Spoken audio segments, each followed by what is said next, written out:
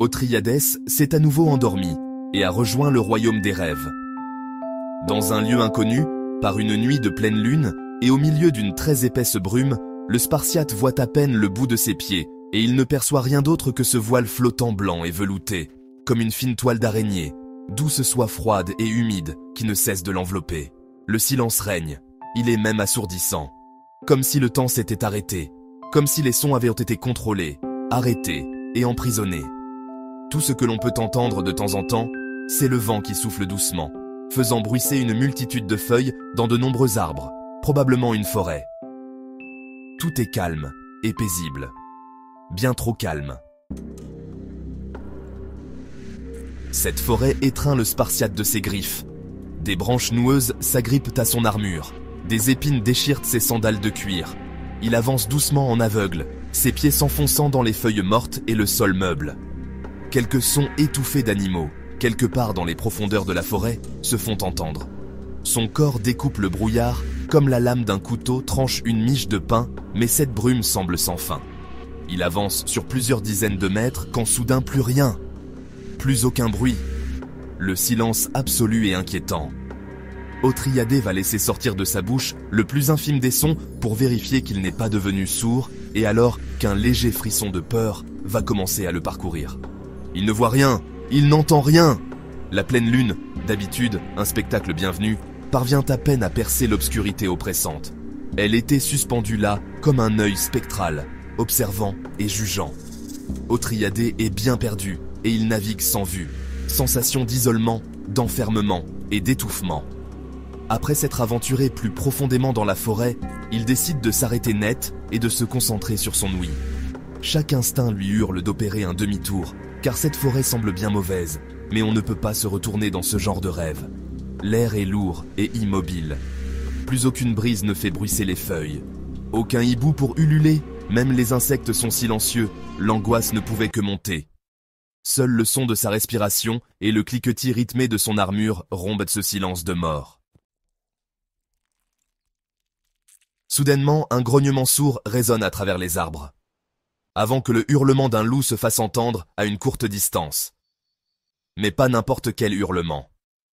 Celui glaçant et terrifiant du loup hurlant à la lune.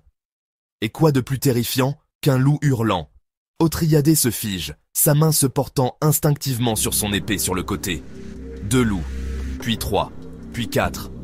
Puis de plus en plus nombreux, il peut les entendre se rapprocher, la respiration haletante, comme des murmures portés par le vent.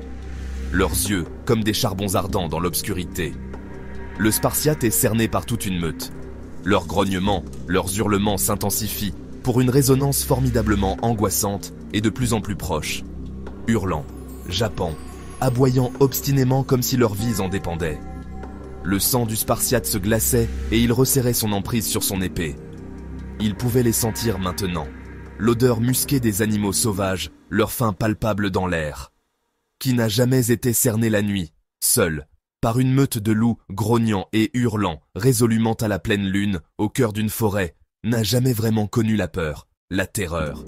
Son à la fois magnifique, puissant et déchirant vos tympans, jusqu'à vous suggérer inconsciemment que c'est votre chair qui pourrait bien être déchirée, lacérée par les griffes et déchiquetée par les crocs de ces animaux sauvages impitoyables, en particulier quand ils sont très affamés.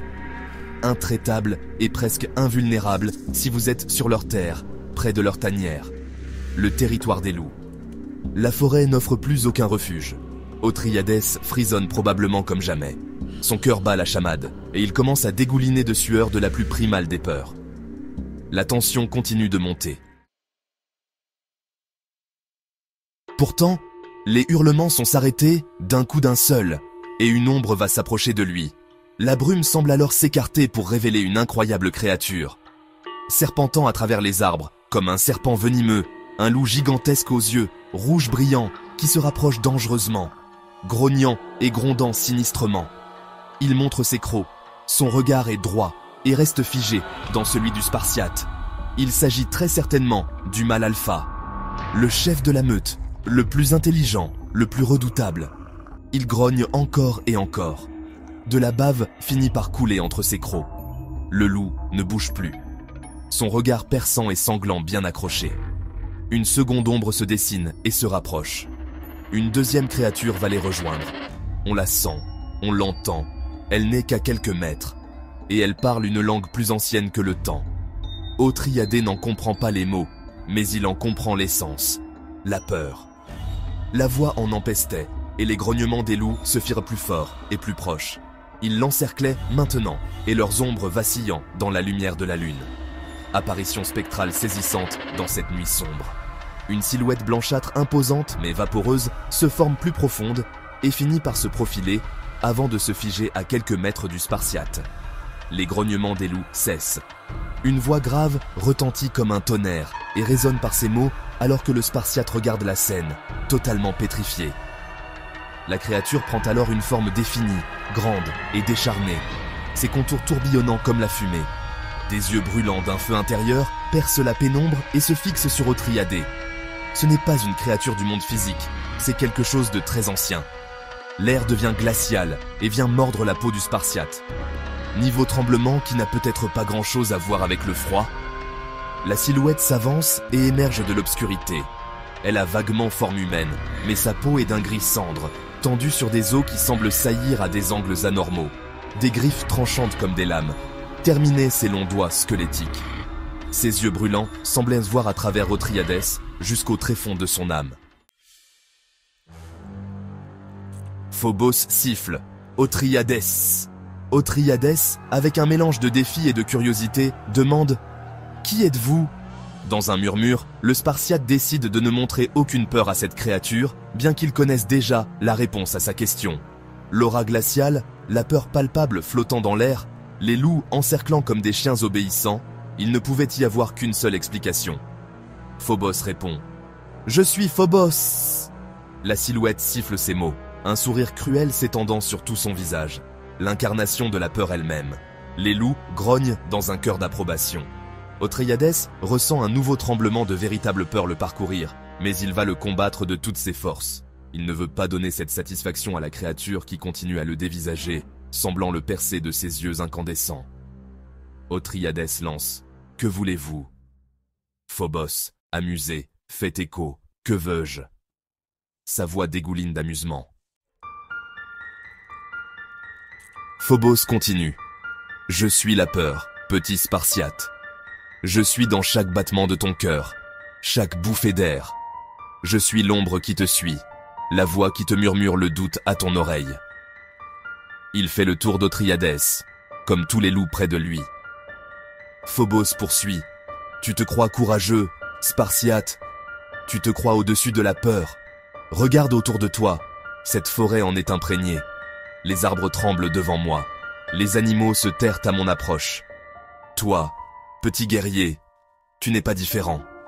La peur est une chose vivante, un prédateur te traquant dans l'obscurité. Elle s'enroule dans tes entrailles comme un serpent froid et rampant. » Othryadès, cherchant des réponses, demande « Pourquoi faites-vous cela ?» Phobos laisse échapper un petit rire, un son sec et rauque. Phobos explique « Pour toi, petit Spartiate. Je suis le creuset dans lequel les héros sont forgés.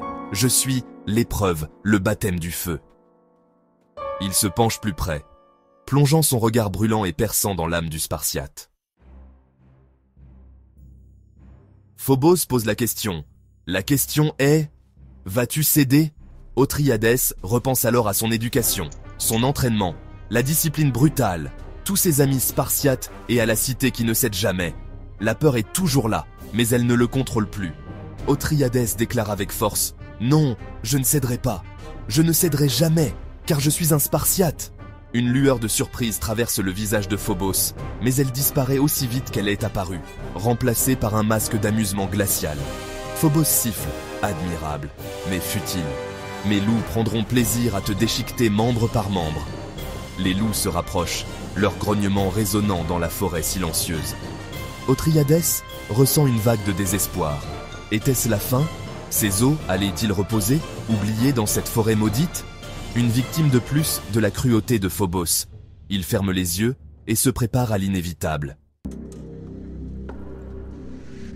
Mais une nouvelle sensation le submerge.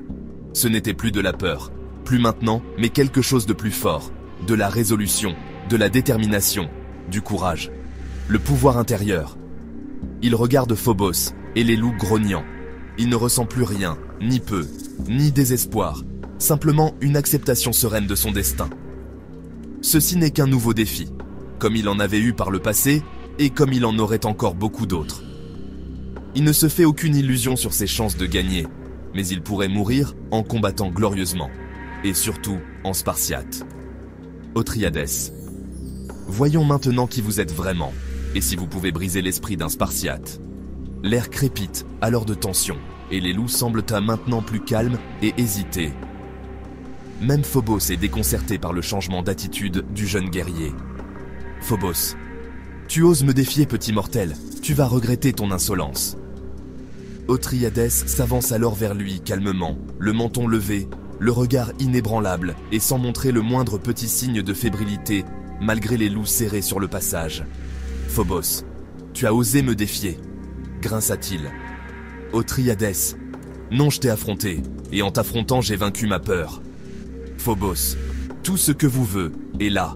De l'autre côté du brouillard, il suffit de le traverser.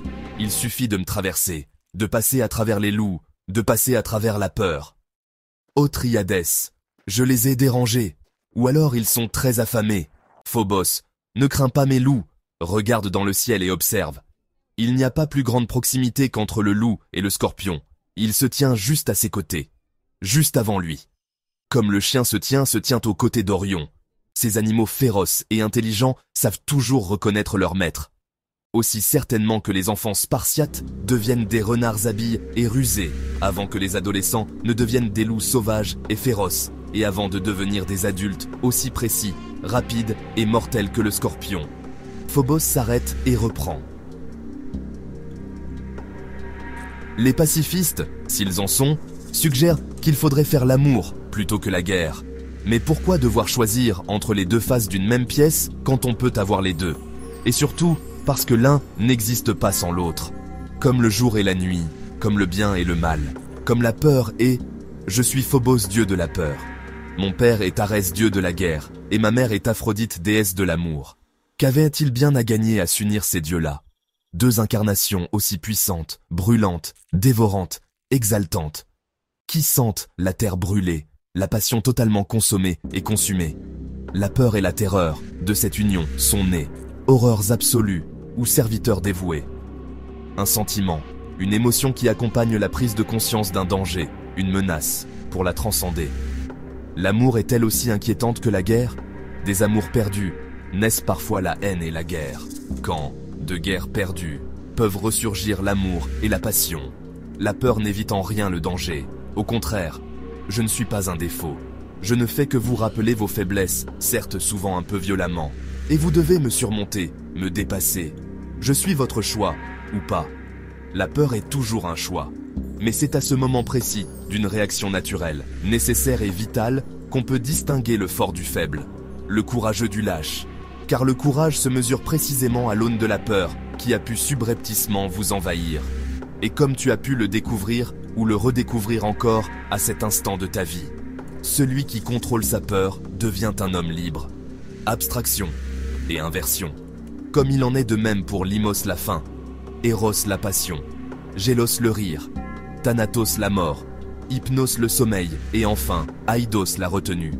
Les 7 pathémata, les 7 mutations du scorpion. Ce qui pouvait vous rendre plus faible finit par vous rendre plus fort. La force, c'est de pouvoir me regarder en face, me sourire et continuer à avancer. Là où règne force intérieure et confiance, disparaissent méfiance, peur et doute. Ton seul véritable adversaire, toi-même. Le pire serait de rester immobile, perdu et écrasé par certaines de ces pensées. Comme toutes les fois où tu as, soi-disant, échoué. À Sparte, vous m'avez dressé un sanctuaire et me voué un culte discret, mais fondamental. Pathémata majeur de votre éducation, ceux qui contrôlent la peur des gens deviennent les maîtres de leurs âmes. Qui contrôle qui? Qui contrôle quoi? À Sparte, entre égaux, tout le monde contrôle tout le monde. Diarchie, tyrannie, oligarchie et démocratie tendent de cohabiter. Et tout ceci pour ne craindre vraiment qu'une seule personne, la Pythie. Vous les Spartiates n'avez quasiment plus peur de rien. C'est effrayant et particulièrement pour moi, sourire. On vous fait vivre dans votre jeunesse des choses difficiles et parfois atroces qui traumatiseraient pour toute une vie Athéniens et Béotiens. Mais pour vous, c'est quasiment le quotidien. Et pourtant, il subsiste une peur immense et partagée entre vous tous. Indicible donc encore plus redoutable, la honte, lacédémone ou la civilisation de la honte. Rien n'est plus épouvantable que le déshonneur. Chacun doit intérioriser les règles, les appliquer sous peine de se voir exclure de la communauté. C'est pour cela que ce que vous craignez le plus, ce n'est pas la guerre, ni la mort, ni la faim, ni la maladie, mais le regard que l'on porte sur vous, en particulier celui de vos femmes, a fortiori vos mères. Elles se battent à leur façon pour la cité, chaque jour, et se battent physiquement à travers vous, et par substitution. Après s'être déjà beaucoup battues à vous porter, et échappant assez souvent à la mort pour vous donner la vie. Vos échecs sont leurs échecs. Votre lâcheté potentielle inenvisageable, inacceptable, intolérable, revient avec ou dessus, disent vos mères à votre départ en guerre, pointant votre bouclier. Certaines tueront leurs fils si elles apprennent qu'ils ont manqué de courage. On devra toujours préférer la mort à la lâcheté, sous peine d'être damné. Les Spartiates ne se soumettent jamais, ni aux dieux, bien qu'ils les honorent comme nulle part ailleurs, et encore moins aux maîtres. En revanche, ils se soumettent à la loi, la justice et en particulier celle de leur mère. Nul besoin d'être un dieu, un titan ou un démon pour vous effrayer. L'opprobre maternel, bien plus que paternel, peut vous être fatal. Car comme chez tous les scorpions, il n'est de plus dangereux ennemis que votre propre famille. Vous avez peut-être raison, mais vous ne croyez pas exagérer? Ma famille m'aime et me soutient, et je l'aime et la soutiens. Sourire de Phobos. Peut-être un peu, la peur est très souvent irrationnelle. On ne peut jamais la faire disparaître complètement. Fort heureusement. Et surtout, on ne peut pas effacer toutes les peurs. La peur peut vous faire perdre l'appétit, le sommeil, l'amour, l'envie de rire, de vivre. Deux émotions dominent et même gouvernent toutes les autres, la peur et la confiance. Deux forces aussi antagonistes que complémentaires sur lesquelles vont se poser et s'articuler nos choix, nos décisions. Comme l'amour et la guerre, les deux faces opposées d'une même pièce et oscillant joyeusement à l'infini. Si la pièce arrête de tourner, alors se présentent de grands dangers. L'excès de confiance est aussi dangereux qu'une peur maladive. Je suis Phobos, et je suis le plus puissant de vos alliés. C'est pour ça que vous m'honorez autant, que vous adorez me prendre, me retourner et me renvoyer sur vos ennemis. Un Spartiate, à qui un émissaire perse prédisait qu'un nuage de flèches s'abattrait sur eux, qu'ils ne verraient en plus le ciel quand les deux armées se rencontreraient, déclarait « C'est parfait, nous préférons nous battre dans l'obscurité ». Léonidas a ses 300 la dernière nuit, alors qu'il savait qu'ils allaient être massacrés. Préparez votre repas et qu'il soit copieux, car ce soir nous dînerons en enfer. Les Spartiates ont développé une rhétorique merveilleuse qui permet de retourner ce qui pourrait être une provocation, un affront, une tentative de déstabilisation, à leur avantage. Une répartie qui deviendra également mythique et qui leur évitera de très nombreux conflits, grands comme petits. Car chacun sait ou saura que lorsqu'on se frotte à un scorpion, on a toutes les chances de se faire piquer. Alors continuez de traverser le brouillard épais. Allez voir de l'autre côté, vous n'en sortirez que grandi. Othryadès s'avance alors lentement vers Phobos. Il le regarde droit dans les yeux, avant de le traverser, et avant de continuer de marcher dans le brouillard vers l'inconnu plus libre que jamais.